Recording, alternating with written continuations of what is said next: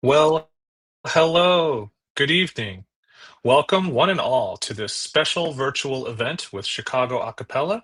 I am your host, Joe Labozetta, longtime singer, sometimes arranger, sometimes concert programmer with Chicago Acapella, and I am delighted to be with you. And I'm delighted to have a very special guest who I will be introducing shortly. But first, who or what is Chicago Acapella, you ask? Good question. For any first time listeners, first time viewers, and we hope new devoted fans, Chicago Acapella is the premier vocal ensemble in Chicago. 10 singers on the stage, mixed voices, specializing in, well, not really specializing in anything because the genre hopping that we do guarantees that of, guarantees a very broad and very expansive variety of musical styles and genres, ranging from early Western music, plain chant, medieval Renaissance music, all the way through Baroque, classical, romantic, impressionist, 20th century, to modern day living composers, some of whom we get to collaborate with. We've premiered many living composers' works. We've even commissioned works to be written specifically for the ensemble. Also, popular music styles, swing band era music, all kinds of jazz, rock and roll, soul, R&B, funk, blues, hip hop. You name the style, we've probably dipped a toe into it. So that's who we are, and we're. This is actually a very good segue into what this virtual event is about. This is, in a way, a preview of our upcoming concert series in April called Building American Pop. And at some point today, maybe even right now, we'll see the dates, times, and locations of all these concerts in April. It's the last 2 weekends in April. And the name Building American Pop is a bit of a play on words because building American pop, in that the foundation of American pop, early, think 1950s, 1960s era of what was playing on the radio. And also, it means building as in an actual building. It's referring to what's called the Brill Building Era or the Brill Building Sound. And we're going to talk about that tonight with my special guest, who I'm going to introduce shortly. But first, I want to invite you folks, wonderful people who are watching on YouTube and Facebook. You may interact with us. So please comment, ask questions throughout the evening. We'd love to interact with you in that way. So now I'd like to introduce our special guest. This is Ken Emerson. Ken Emerson is the author of Always Magic in the Air, the Bomp and Brilliance of the Brill Building Era. And this is the book right here. And the reason I have you here, Ken, is because your book was very much a source material for me as I was programming this concert. So, welcome, Ken. How are you, and where are you dialing in from? Well, I'm dialing in from down east Maine, where the 2 feet of snow in our front yard is just beginning to melt. Oh, well, we're under a bit of a severe weather warning here in Chicago with hail and possible tornadoes. So, if I get whisked away by the howling winds sometime tonight, just know that it's a pleasure making your acquaintance, and Yeah. I hope to see you again sometime. Well, okay, and I'm just glad that you found my book useful and Yes. stimulating. Yes. So let's talk about the book. So here it is. It's called Always Magic in the Air, and you can see on the cover, there's a bunch of what looks like songwriting duos, like Jerry Lieber Yeah. and Mike Stoller, like Burt Bacharach and Hal David, and so on. And so these are sort of the main characters in your book, but it's much more expansive than that. And maybe could you give us maybe a little elevator pitch of what is this Brill building era or Brill building sound, and why also is it maybe an overgeneralization or almost a misnomer of the style. Can you talk about that a little bit? Well, there is a little bit of confusion because there were actually two buildings nearby each other in New York where the songwriting and the publishing and the recording the demos occurred. One of them was the Brill Building, and that's where Burt Bacharach worked, where Doc Pomus and um, worked and wrote songs like Save the Last Dance for Me. But a couple of blocks north of that, at 1650 Broadway, was a more nondescript building that did not have a name. And that is actually where lots of people like Carole King and Jerry Goffin and other people that we'll be talking about tonight and whose music you all will be performing next month worked. And so it's really the it's simply the advantage of the Brill Building having had a name that it Right. could lend to this kind of music, which was interesting for several reasons, and had a distinct characteristics. I mean, first of all, they were all written by almost all of them by very young songwriters. They were almost all of them from Brooklyn. Almost all of them were Jewish. All of them had fallen in love with rock and roll and with black rhythm and blues, and also especially with, in addition, with Latin music, because they grew up in Hmm. the 1950s when at the height of Puerto Rican migration to New York City. Now think about this. This is also West Side Story by Leonard Bernstein. Uh, and Of course. that you had a mix of uh, Latin music, pop music, uh, early rhythm and blues, uh, and also these people, they played the piano.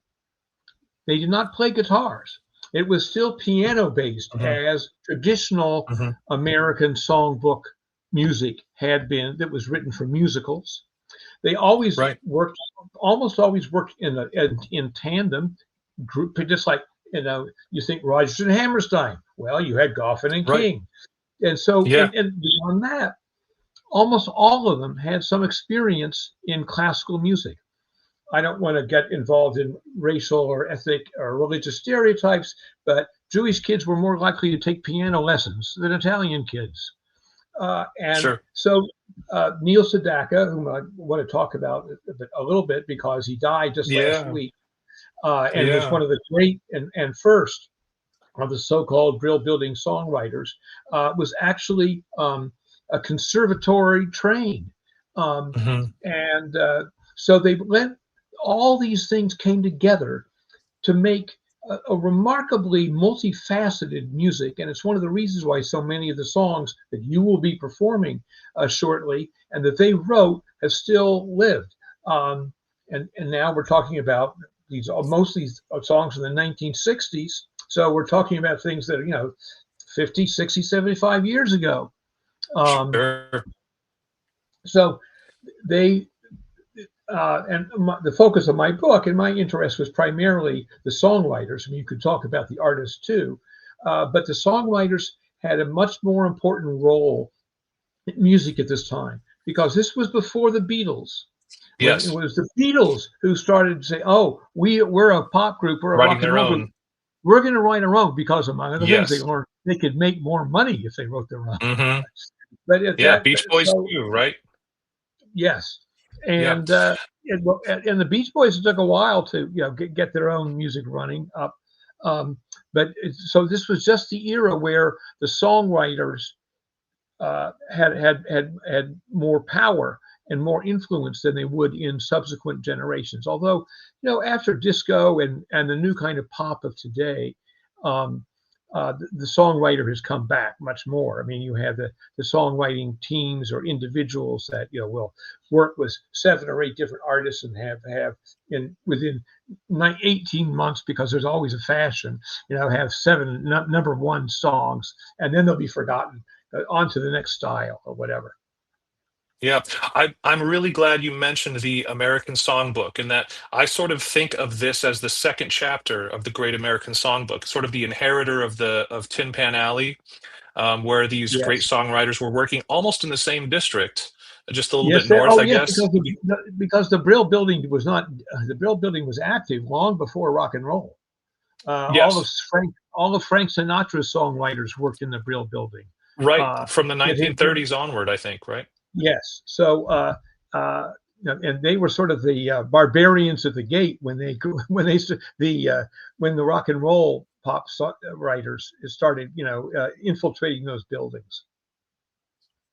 So the story that, or the kind of the picture I have in mind that you painted in this book is of songwriters getting together and working to write a song in these little rooms, sometimes little cubbies Hmm. in the Brill Building or in 1650 Broadway, Yeah. where the music publishers had their offices, and they Yes. were trying. This whole industry, it seemed, of trying to get songwriters to write hit songs for already existing artists, Yes. maybe, and trying to pair them. And hey, we Or need a B sometimes with a side new for one. this Yes. single. Yes. Oh, Yes. sure, okay. And So so yeah, so they it would seemed like keep this coming up. really craftsman. Yes, Go yes. ahead. Or somebody had a hit and say, okay, now what's going to be their follow up hit? And so you would try to, Right, take part of that style. For right. instance, a famous example is the Shirelles, who Hmm. had a song tonight, and then how do you follow it up? Well, they wrote the song "Will You Still Love Me Tomorrow?" So, Yeah, and yeah. they would also be in competition with each other. Uh, the other groups, with the other songwriters, they would all be competing to get their record chosen by this pop star, the rock star, who would, then obviously, if they recorded it, would make them and their publisher that much more money. Okay, so before we get too deep into the subject, I do have to embarrass you a little bit, because just so people know who you are, because I have a 20-year-old bio, which you might Yeah, need to update a little bit. So feel free to add on to this. So I just want to tell folks who you sure, are, and then you can tell us maybe your own connection to this style of, this era, and what attracted you. Why did you sure. write the book in the first place? So Ken Emerson, author of Doodah, Stephen Foster and the Rise of American Popular Culture, and co author of Stephen Foster, a documentary film for the PBS series American Experience, has written widely about popular music and culture since the 1960s. His articles and reviews have appeared in publications ranging from Rolling Stone to the Wall Street Journal. The former articles editor of the New York Times Magazine and op-ed editor of Newsday. He lives in Montclair, New Jersey. Not anymore. You're now in Yeah, Maine, right? I'm now, So this is a I'm little out now, of date. I am now retired, but Good. um, I was always in love with popular music. Okay. The first concert that I ever attended was a James Brown concert, and his opening Oh, act was Wilson Pickett. So oh who had my just goodness. uh, and I've always loved it. And in those days, um, rock and roll was not really covered in the mainstream press at all. Mm, And usually, the person who covered it, when it had to be covered at all, was somebody like the second string hockey reporter for who really liked Count mm. Basie. So in the 60s, especially as the Beatles became very big and that music became such a major cultural force that the mainstream press could no longer ignore it. It was a tremendous opportunity for a lot of people like myself when we were in our teens and early 20s to get involved and get printed, yeah, without having to go through a lot of hurdles and go to journalism school and do all the things that would normally lead to a journalism and writing career. So it was a very fortunate time to grow up in and to write about. Yeah. So I began when I was in college, uh, and I never really quit, although I've also done a lot of other things in my life, and in my career. But I had written. I was always fascinated as I wrote about rock and roll to try to figure out the question of when did it first become cool for white teenagers to pretend they were black? Now, as we Hmm. all know, I mean, from Elvis Presley on, that is one of the cornerstones of rock and roll, uh, Sure. through the Rolling Stones or whatever. And I kept pushing that. I kept going earlier and earlier in the history of American music, popular music, and jazz. And when, for instance, you think of Benny Goodman and the great Chicago white Jewish kids who fell in love with the jazz that African American musicians were bringing up Hmm. the Mississippi River, and they became tremendous stars, Hmm. bigger stars than their own Hmm. idols, which says something about the Right. inherent racism in American commerce and culture.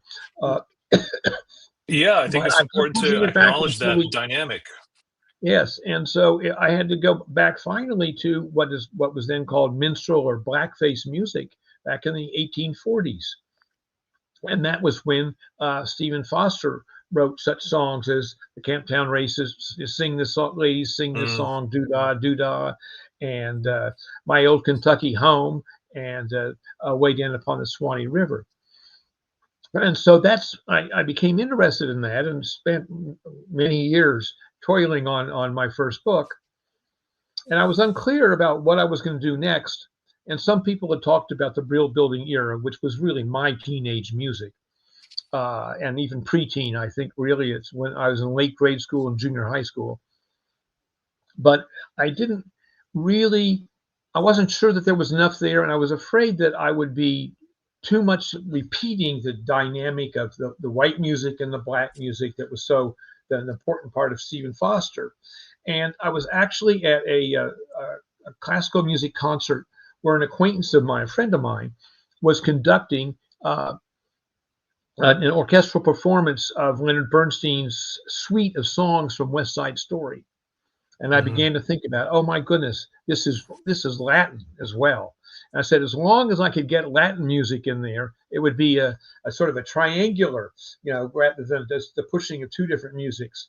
Uh, Yeah, and yeah. I was off and running. I said, in some ways, I wrote one book about popular songwriting in the middle of the 19th century, and then this book is about popular songwriting in the middle of the 20th century. And I don't think I'll be alive and well by the time we get to the middle of this century. So anyway, so that's how this book came about. Yeah, I have to confess some ignorance when I was first going on to the into the research phase of this, and your book was extraordinarily helpful in bringing me up to speed on a couple of things. One of which was the Latin rhythms that really were a feature in some of this music. I learned Mm-hmm. about the Bayon beat, the Mm-hmm. Bayon beat, Mm-hmm. Baion, which I'd never heard before, but Yes, yes, I guess it's a Brazilian uh, yes, origin, yes. and Boom, it's ba boom, yeah, boom, it's ba sort boom, exactly. boom, ba boom. What's the song? Stand by Me is very. It has that Oh kind yes, of almost. boom, Yes, boom, doo doo yes, doom, boom. That's the yes. Bayonne beat right there. And that's a hallmark of most of the songs, many of the songs by the Hmm. Drifters, the great vocal Hmm. group Yeah, for that Drifters, Benny Lieber and and King, and Stoller for yep. wrote for, and others. Uh, Okay, I'm glad you mentioned Lieber and Stoller because another ignorance I have to confess was how much of this music I already knew, but I didn't know the origin of it, and I was blown away by the oeuvre, the all of the works that Lieber and Stoller by themselves. We could do an entire concert of just Lieber and Stoller music, sure. and Well, I mean, after there, all, there was an entire musical that yeah, based entirely on their songbook. yeah, yeah, Probably the most absolutely, famous in the original rock musical. yeah. Where you just really just do all the big hits. Well, and they also seemed kind of like the godfathers or like the older siblings of some of these other songwriting duos. Like I know Carole King really looked up to, and Jerry Goffin really looked up to the Lieber Stoller duo, and they were kind of almost like very much like pioneers. Oh, very Um, much so. And even people who were their own age, Burt Bacharach, who at that point sure. was the musical director for Marlene Dietrich, decided Yes, he yes. realized that he had to get, if he was going to have a career, he had to learn about rock and roll. He had to Yeah, learn how to yeah. do that. So he came to Lieber and Stoller and said, Okay. I want to work with you. I want to write Okay. songs for you so that I can figure out what's happening, and how to write for a rock and an R&B audience. And it's out of that he wrote songs like Walk On By. He learned, and he also wrote songs for the Drifters, and he learned a lot from Lieber and Stoller. Um, and Lieber and Stoller also became very popular producers, so that Yes. enabled them to produce the songs of the other songwriters Yeah. and co-write Not songs with many of them. right, and not just these duos were busy. I mean, there are some other big names that you that are making plenty of cameos in your book and in the story of this New York um, uh, Brill Building for 1650 Broadway. All of this music production. Phil Spector, Mhm. for example, his fingerprints are all over some of this music. Oh yes, The well he originally came to New York from California to right, work with and learn from Lieber and Stoller, and indeed for a while he slept in their office. yeah. Uh, so And he was sort of the uh, wunderkind, right? He was like 19 years old or something, right? well, a lot of them were With writing wunderkinds. credit. I mean, Yeah, they were all incredibly young, yeah. uh, except for Bacharach and Hal David. Um, they were extremely young, and so they were having uh, at the age of 21 and 22. Suddenly, they were having number one songs, and Right. at that time, that was pretty unusual. I mean, today when you have 16-year-old stars, uh, Hmm. it may not seem so unusual, but in those days, when still it was Broadway songwriters and Hmm. as you talked about the authors of the first volume of the Great American Songbook, who were Hmm. middle aged, but you see they Sure. didn't have the ability that these youngsters did to tap into the teen market, and this was the baby boom Yes. generation. It was the Teeny biggest, boppers. yeah, The it was first the teeny biggest. boppers. Yeah. Yeah, it was that the generation that was born in the immediate aftermath of World War II, when all the Sure. soldiers came home and immediately got married and had kids. Hmm. And so you had an audience and that needed to be spoken to, Hmm. and could be, reap the profits from, so to speak. Sure. I wanted to actually explore that a little bit because there are some economic and I think technological and sociological realities that sort of added into the mix. It's these teenagers that are entering the economic, the workforce. They have jobs after school. They're working at the soda fountain or at the gas station, and they have $1 in their pocket, and their friend who has a car. They pile into the car, the Chevy Bel Air 1957, and they listen to the radio. There's a Hmm. radio in the car, and they Yes. hear that hit record, And and they they, had I want to transistor, go. and they have the transistor radio when they're Transistor not in radio. the car. Yep. Right. So, Yes. and then they have that dollar in their pocket. They're going to go buy that record, and so that really contributed to Yes. this industry, right? This market Well, for pop very much music. so. Yeah. Yeah. Yeah. So Cool. I'm curious. Yeah, go on. Go ahead. Oh, I wanted to No, no. ask you a little bit about your when you were picking these songs. I realize how many of them have parts that are clearly, and there's a lot of harmony and a lot of Hmm. doo wop rhythms and things like, comma Yep. comma down down a doo ba down, breaking up is hard to do, or Sure. diddle little little lip diddle little little lip. He's the kind of boy you can't forget. But that's all done by the street corner doo wop type music, and Yep. you have to pick these songs and uh, arrange and choreograph them for many more voices. And I'm just curious to know, Hmm. if you do this, trying to capture the spirit of those songs, but with a very different, group of voices.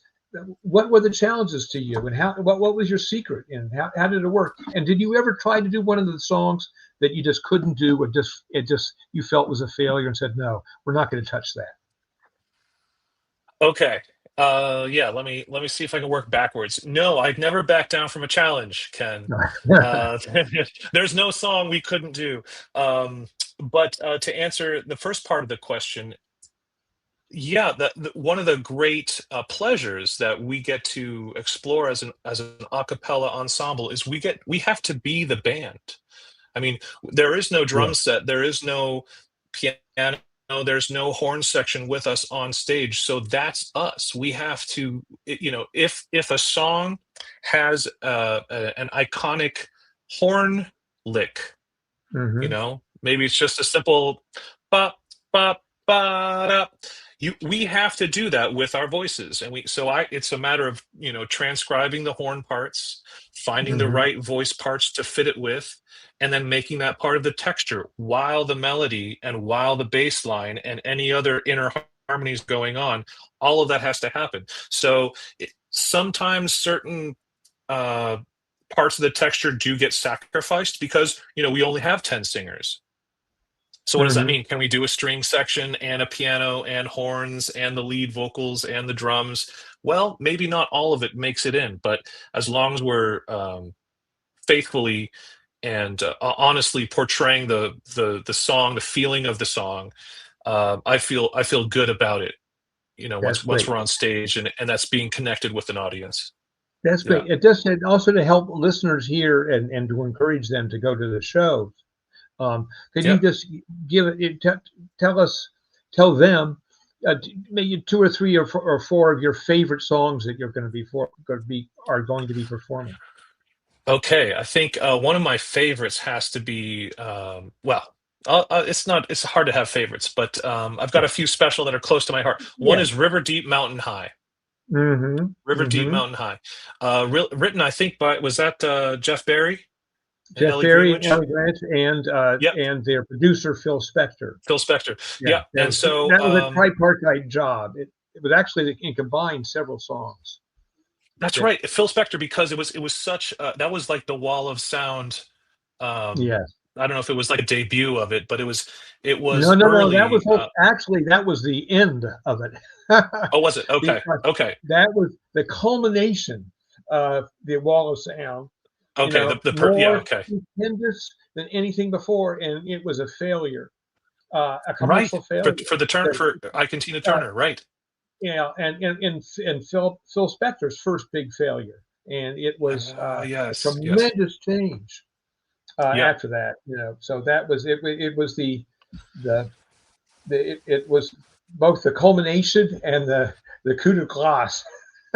Well, it's Uh, amazing. You listen to it now and it's got this undeniable energy. It's just this yeah, rollicking, uh fast-paced, like you're just holding on for the ride. yeah, yeah. And it's been covered by a number of artists since then. Deep Purple, I think. And I think Deep Purple's cover was what caused Ike and Tina Turner's reissue, and then it was all of a sudden a hit, um, back Hmm. into the Hmm. public consciousness. Yeah, it's So always been I a think cult. that's pretty cool. Yeah, that's Yeah, it's great. cool how a song can have a second life, or Oh, another and one some. is Mhm.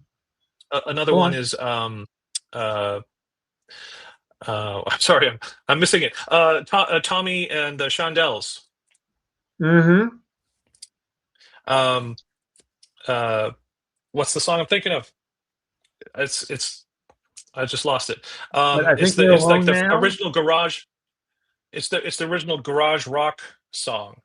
Um, Gosh, why am I having a brain fart here? But I can also mention a Riot in Cell Block Number 9.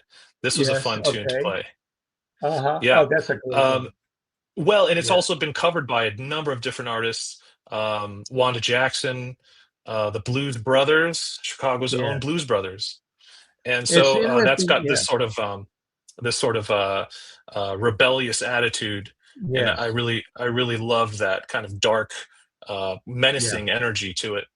What's very interesting there, you say, because that song was written by Lieber and Stoller, and it was recorded by the precursor of the group, the Coasters.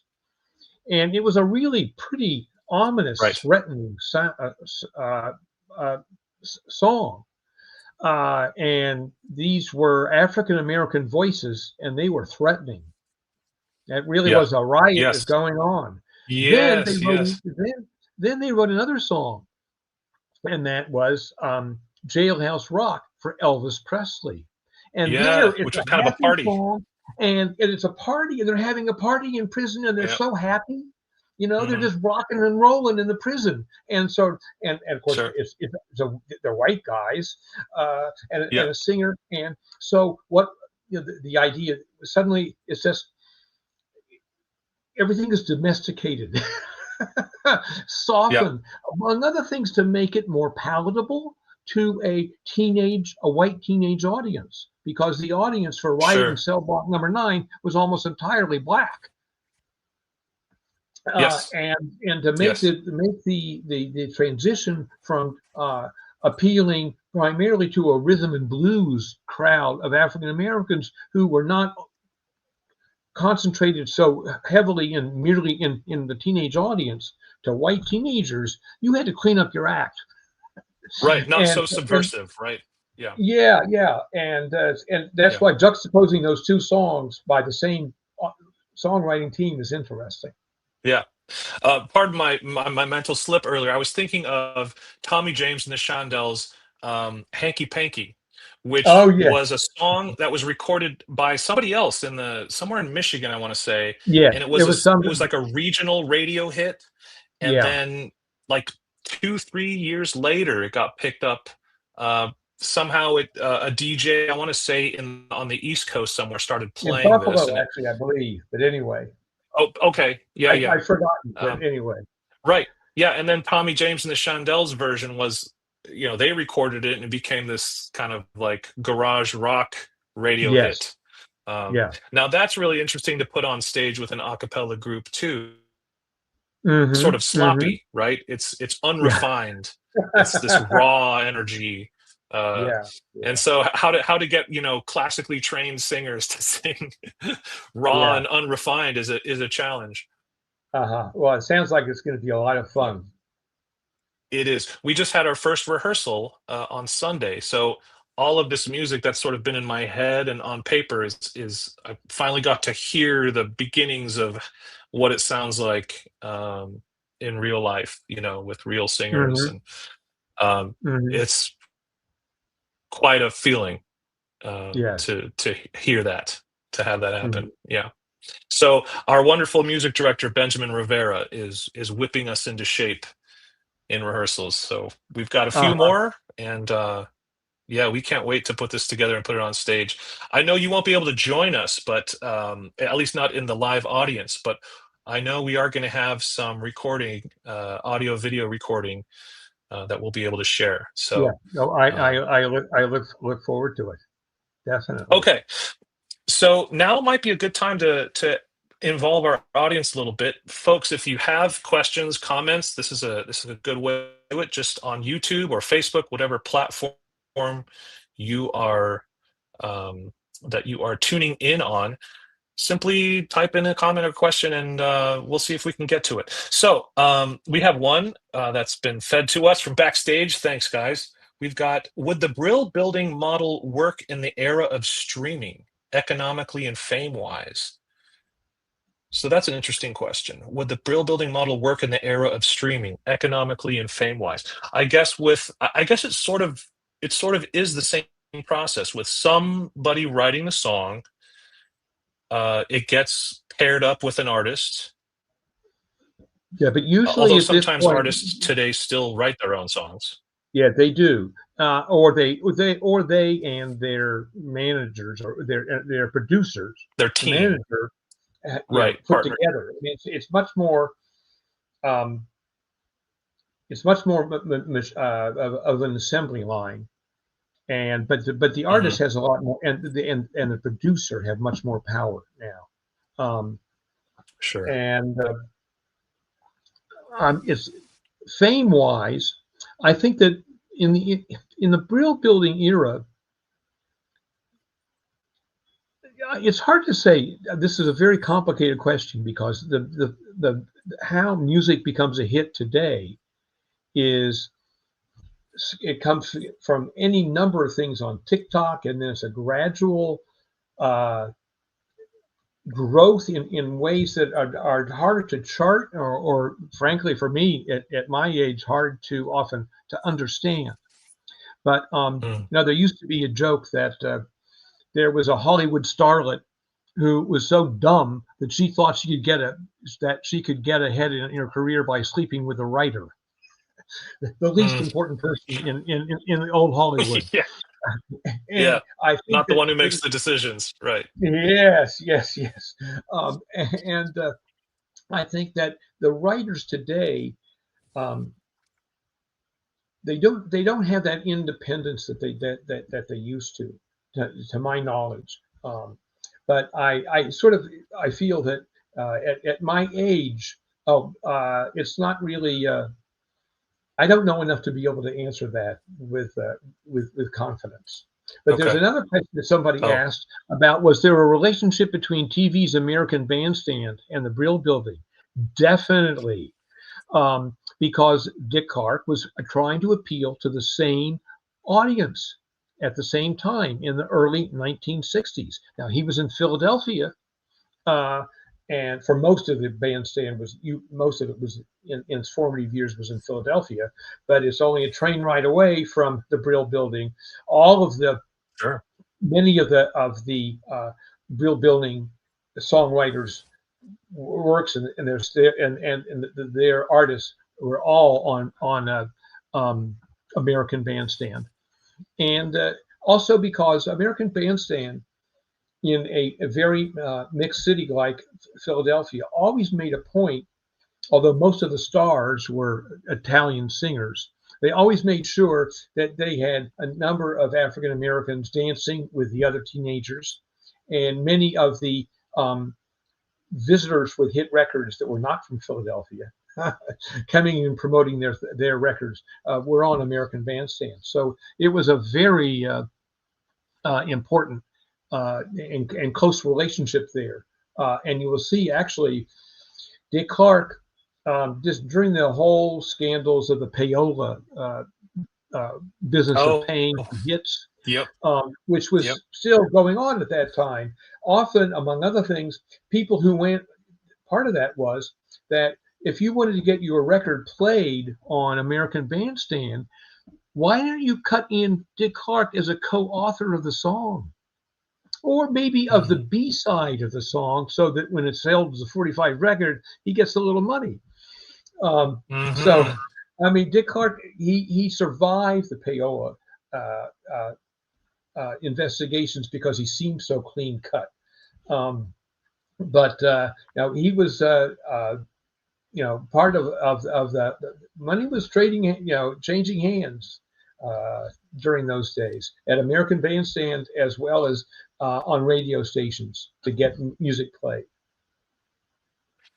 Okay. So I want to ask about what um, the cultural shifts or musical shifts after this era, the Brill Building era. So I think of 1964 as that was the British invasion, right? The Yeah, Beatles first came to the U.S.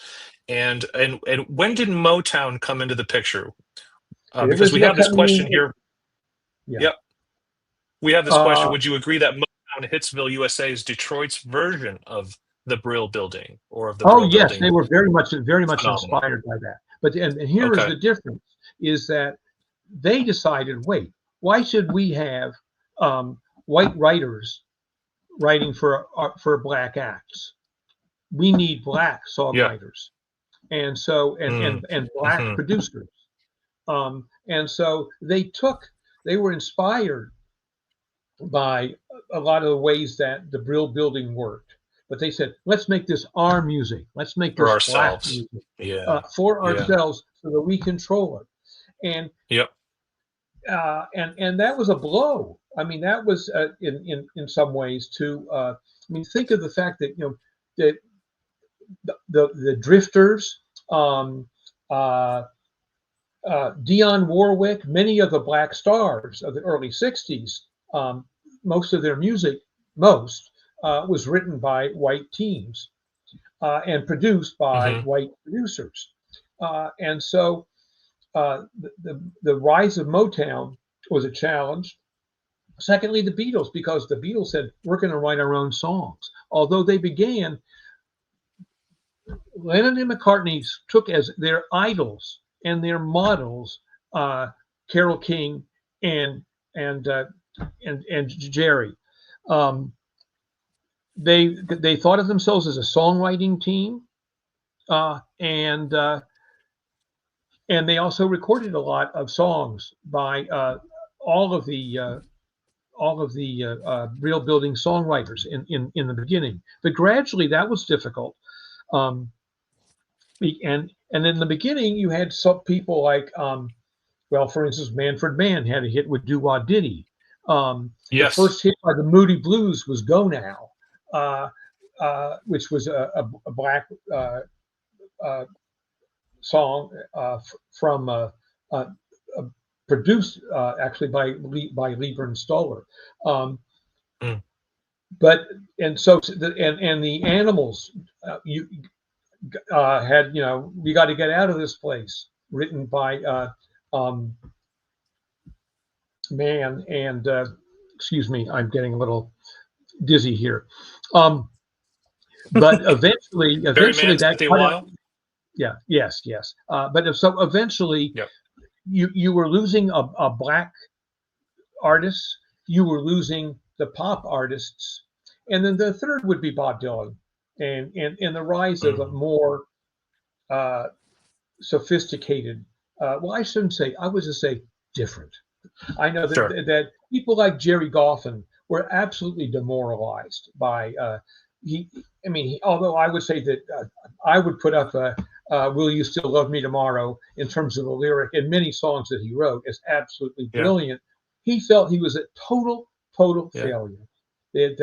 That nothing could Mm. compete with that, and that he had wasted his talent on singing Hmm. songs about love among teenagers. So that was sort of a triple whammy, of those different styles and systems of production and songwriting that came in. Although almost all of them, I mean, I had long listing. After all, not only did you have the jukebox musical, as they call it, by Lieber and Stoller. But then you had Carole King had a hit show about her Of course. on Broadway Yep. for 8 years. I used to walk past the Yeah. marquee every day. So Yep. uh, everybody's nobody. At one time, I was talking to Jeff Barry. And he said, you know something, if I knew that these songs were going to last 20, 30, or 40 years, I would have taken more care of them, care when I wrote them. Mm. So Well, I love some of yeah, I love some of the shade that other, you talk about Jerry Goffin in relation to hearing Bob Dylan. Um, on the other side of it, there's like Frank Sinatra. There are some great quotes in here about just absolutely hating this new rock and roll. I have yeah, to share this one quote that Frank Sinatra denounced rock and roll as, quote, written for the most part by cretinous goons by means of its almost imbecilic reiteration and sly, lewd, in plain fact, dirty lyrics. It manages to be the martial music of every sideburns delinquent on the face of the earth. It is the most brutal, ugly, desperate, vicious form of expression it has been my misfortune to hear. Now, yeah, is that like a quote that he said that, or did he write yeah, that yeah, somewhere? yeah. No, he He said, said that. yeah, he said that. Okay. But within a few years, he had a television special and had Elvis Presley as his guest. because he knew that he had to survive. He wasn't Yeah. getting any younger, and he had to appeal and think of his daughter Nancy Sinatra, and the fact that they had a Sure. big hit together. But he had to. He could no longer denounce it, because if he did, he Right. would lose. It's I too mean, big. yeah, it was too big to ignore. So he came around, Hmm. like many people did. But a lot of the older songwriters, including, as I think I mentioned in early in the program, many of Sinatra's songwriters had offices in the Brill Building. And initially, they were just absolutely stunned by this. And of course, what happened is that it became they couldn't place their own songs anymore. The older Right. Right. generation were having much more difficulty. Uh, Hmm. um, so, are So, there other? yeah, I've got another good prompt here. That your book suggests these writers were blending musical cultures before America itself had integrated. That's an interesting Yes, observation. Do you think they realized that they were shaping social change at the time? Like, how aware were they of this blend of cultures, and how this would affect, how this was met in the broader American culture? I think they became more and more conscious of this. I don't think any of them would say we're leading this, but Right. they would say we're reflecting these trends. I mean, there's a Sure. lot of social consciousness in songs like Uptown, uh, and talking about the poverty Mhm. in Harlem. There were a Mhm. lot of there were anti-war songs. There were um, uh, but I don't think they would have ever said, "Oh, we're leading this. We're reflecting things that are happening." I mean, the civil rights movement in the '60s would have occurred had there not been a Brill Building. Uh, but it Sure. was, but the people who waged that, who marched in the streets, were part of the generation that was the audience for that. Mhm. Mhm. So, but also, so something about music. After all, you could listen to music on the radio. You could then. You didn't know what these people looked like. You didn't Mm. even know necessarily, what race they were.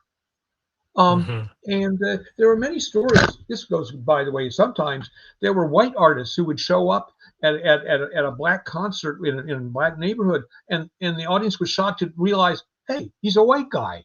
Mhm. And it would happen both ways. Uh, Sure. and but so music had a way on the and after, rock and roll began on the radio, not on television, Right. because if it's just that voice, you know, Mhm. uh, on the airwaves, you can overcome racial differences. Um, Mhm. The so I think sound it was was what was natural to, important.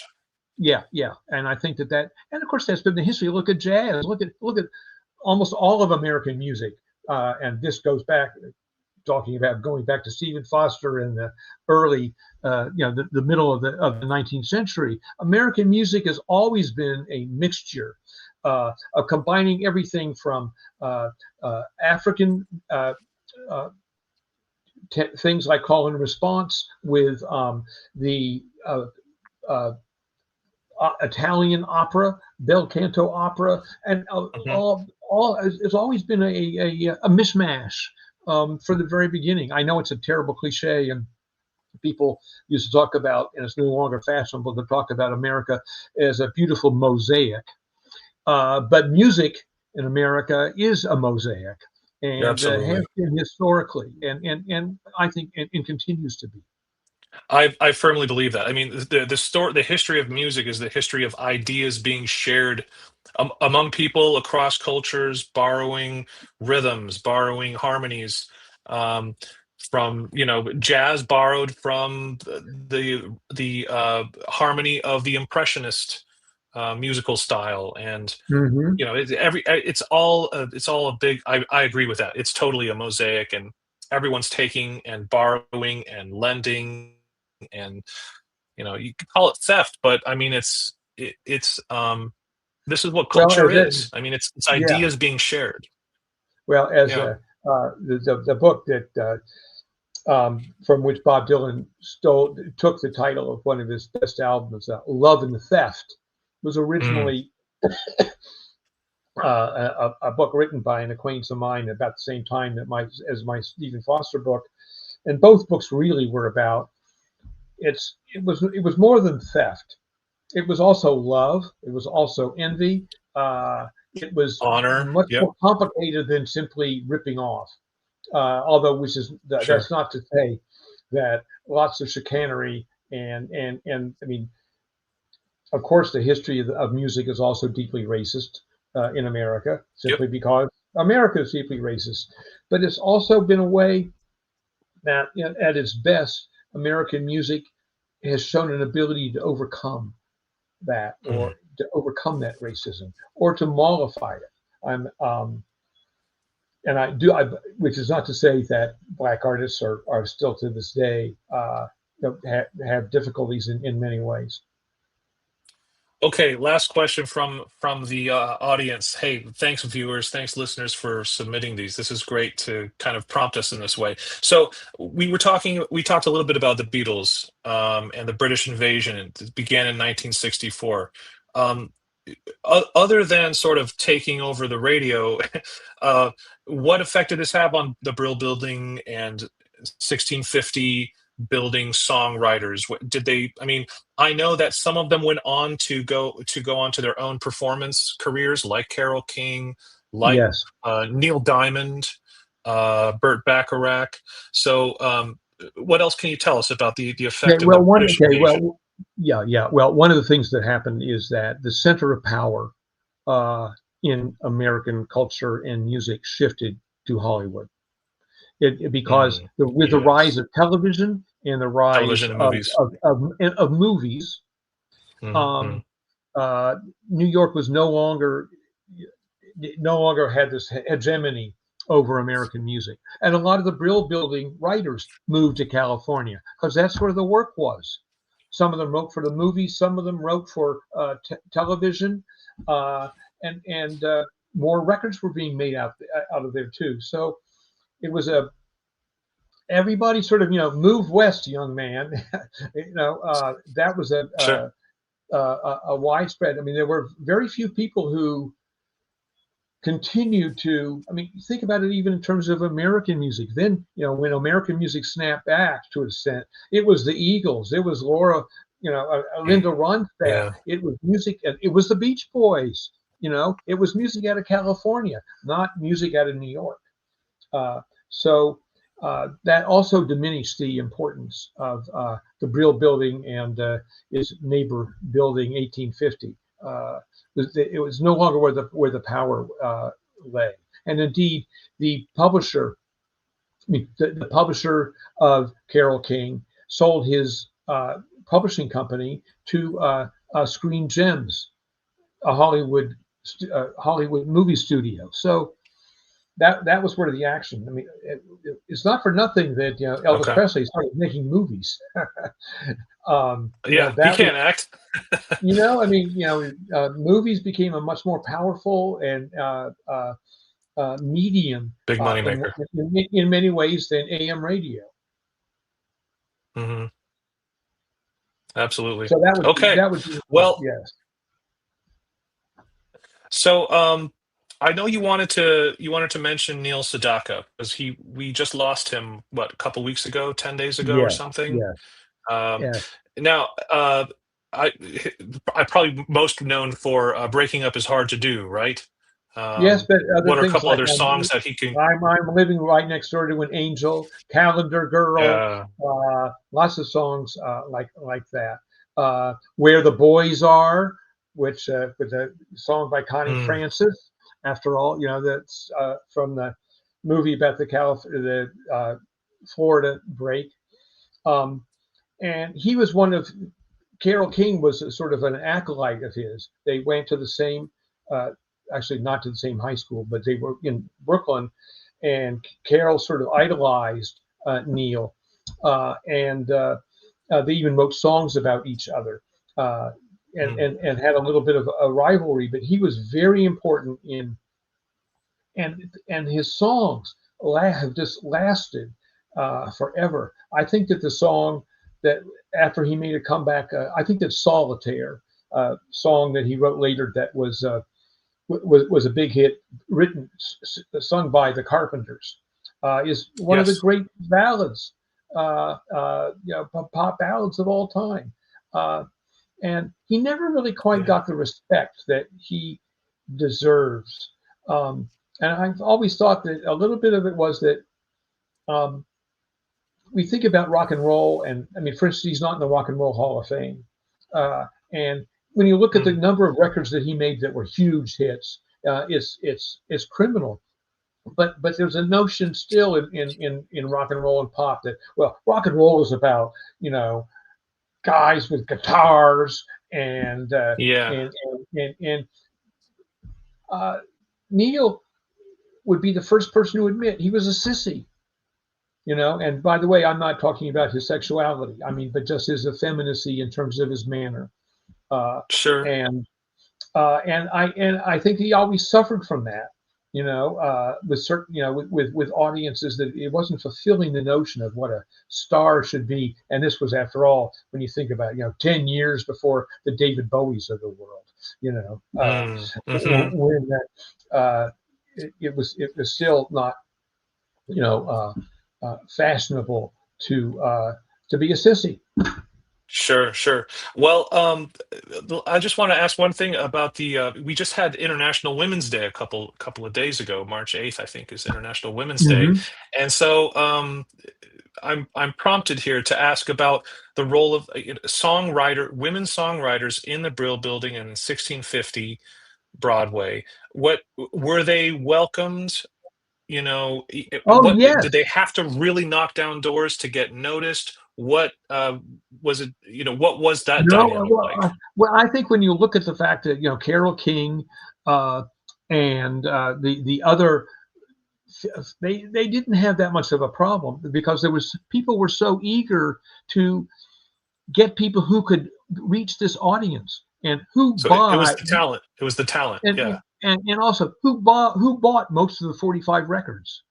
Uh, Girls, teenage sure, girls, and they kept sure. them 45s, usually in a sort of a plastic carrying case with a a, a, a poodle on it, or a Yeah, yeah. little funny, decal or something like that. So, and the proof is in the pudding. If you wrote the song and connected, because who was a middle-aged man is not going to be able to get into the mind, of a teenage girl and understand what's going to excite that record buyer. So it was, and then you think about Women's Day and that sort of thing. What's also interesting is that often it was the man who wrote the lyrics. You make me feel like a natural woman. The music was written by Carole King, but it was Jerry Goffin who wrote the lyric. Ah, And it was Jerry Goffin who wrote the okay. lyric, "Will you still love me tomorrow?" I mean, two of the most, Yeah, powerful songs I mean, so it's not as if it doesn't necessarily take a woman to write for a woman, or, for women. sure, Uh, but sure. um, but they didn't. It was there were more of those songwriting partnerships. They were much more successful than there were very few successful female writers for the first generation of the American Songbook, and all the Rogers and Hart and and Lerner and Yep. Lowe, Hmm. all those partnerships were two men.